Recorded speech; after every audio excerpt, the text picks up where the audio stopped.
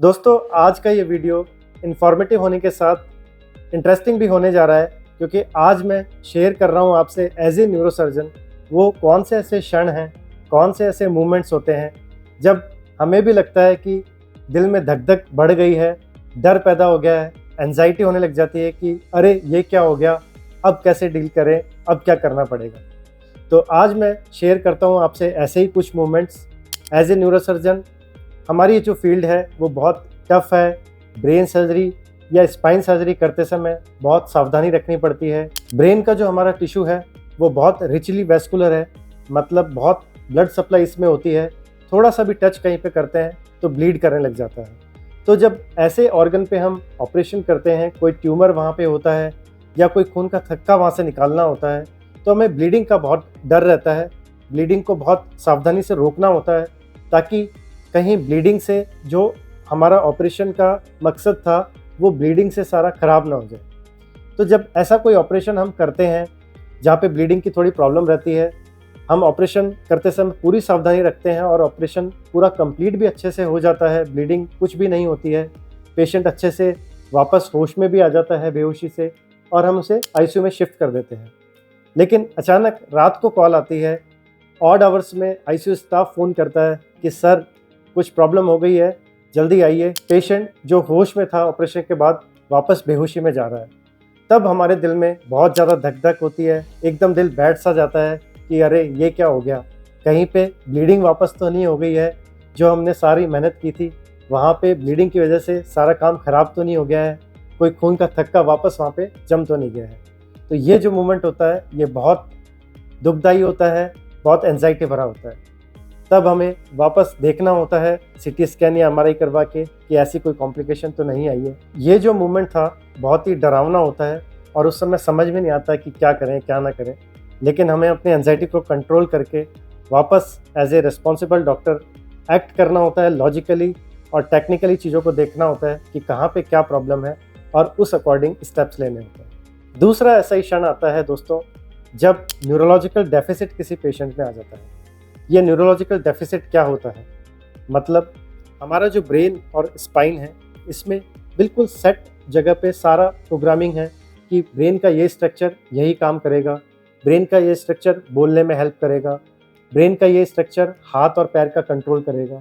तो जब ऐसे हम ब्रेन टिश्यू पे कोई भी ट्यूमर या कोई ऑपरेट कर रहे होते हैं तो ये हमेशा एक कॉम्प्लिकेशन का खतरा रहता है कि कहीं पे कोई ऐसा पार्ट ब्रेन का ख़राब ना हो जाए या नस कोई ब्रेन की ऐसी दब ना जाए कहीं या खिंचाव में ना आ जाए जिससे उसका जो फंक्शन है वो अफेक्ट हो जाए और पेशेंट को कोई लकवा या देखने में प्रॉब्लम, ऐसी कोई प्रॉब्लम आ जाए। इसे हम न्यूरोलॉजिकल डेफिसिट कहते हैं। तो जब इस तरह के ऑपरेशंस कॉम्प्लिकेटेड कई बार होते हैं, बहुत सावधानी से हम सारी अपने गैजेट्स के साथ माइक्रोस्कोप, नेविगेशन, इन सभी टेक्नोलॉजी का हम यूज़ करके बहुत सावधानी से ऑपरेशन कर लेते हैं। पेशेंट काफ़ी हद तक ऑपरेशन के बाद ठीक भी रहता है और जब हम दूसरे तीसरे दिन राउंड लेने वार्ड में जाते हैं तब पेशेंट अचानक से अगर कहे कि मेरा तो ये शरीर का अंग काम ही नहीं कर रहा, तो वो एक मोमेंट होता है जब अगेन एकदम दिल डूब सा जाता है और धक धक होने लग जाती है, क्योंकि अब हमें लगता है कि कहीं पे कोई न्यूरोलॉजिकल डेफिसिट तो नहीं आ गया है। तुरंत हम सीटी स्कैन और एमआरआई के लिए करते हैं पेशेंट का और वहाँ पे देखते हैं कि सीटी स्कैन एमआरआई में क्या कोई ऐसी कॉम्प्लिकेशन आई है जिससे कोई परमानेंट प्रॉब्लम तो नहीं आ गई है। और जब सीटी एमआरआई सब नॉर्मल रहता है तब हम भी निश्चिंत हो जाते हैं और पेशेंट को भी निश्चिंत कर देते हैं कि भाई ऐसी कोई परमानेंट प्रॉब्लम नहीं है, टेम्परेरी सूजन है या हल्का सा कोई कॉम्प्लिकेशन है, वो थोड़े दिन में ठीक हो जाएगा। एज ए न्यूरोसर्जन बहुत कॉमन है स्पाइन सर्जरीज हमारे लिए करना। रीढ़ की हड्डी में अगर फ्रैक्चर है या रीढ़ की हड्डी में डिस्क प्रॉब्लम है या कोई ट्यूमर वहाँ पे है, तो रीढ़ की हड्डी के ऑपरेशन बहुत कॉमनली एक न्यूरोसर्जन करता है। और ऐसे में बहुत से इम्प्लांट हमें यूज़ करने होते हैं। ज़्यादातर इन इम्प्लांट में स्क्रूज़ होते हैं। ये स्क्रू हमारी रीढ़ की हड्डी में हम डालते हैं ताकि हड्डी फिक्स रहे और जो पार्ट हम चाहते हैं कि पूरा जुड़ जाए हड्डी का, वो आसानी से फ्यूजन हो जाए या जुड़ जाए। तो जब इम्प्लांट की सर्जरीज होती है तब भी हम बहुत सावधानी से एक्सरे मशीन जो हमारी होती है, जिसे हम सी आर्म मशीन कहते हैं, उसके अंदर देखते हुए ही सारे इम्प्लांट या स्क्रू हम डालते हैं। सब कुछ सही हो जाता है। पेशेंट का जो प्रॉब्लम था, सपोज़ उसे शाटिका का दर्द था पैर में, वो ऑपरेशन के बाद बिल्कुल ठीक हो गया है, तो हम भी निश्चिंत हो जाते हैं कि हाँ सब कुछ सही हो गया है। लेकिन कई बार ऐसा होता है, अक्सर ऐसे पेशेंट 2-3 हफ्ते बाद जब ओपीडी में वापस फॉलोअप में आते हैं तो अचानक से बोल पड़ते हैं कि सर मेरा तो प्रॉब्लम वापस से हो गया है, दर्द फिर से होने लग गया है, या फिर कमर में बहुत तेज़ दर्द हो रहा है। तब वो जो मोमेंट होता है, तब अचानक से दिल फिर से बैठ जाता है कि कहीं पे कोई इम्प्लांट फेलियर तो नहीं है, मतलब जो हमने स्क्रू डाला था सर्जरी के दौरान वो स्क्रू कहीं पे लूज़ हो गया है या ब्रेक हो गया है, ऐसा कुछ तो नहीं है।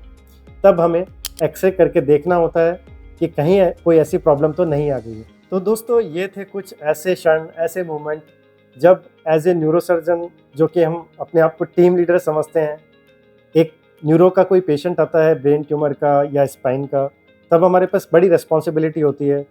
सारा जो सपोर्टिंग स्टाफ हमारा है, ओटी ऑपरेशन थिएटर में जो स्टाफ है, एनेस्थेटिस्ट जो हमारे डॉक्टर हैं, वो सब की नज़रें हमारे ऊपर ही होती है कि हाँ, ये न्यूरोसर्जन टीम लीडर है, ये जो कहेगा वही होगा।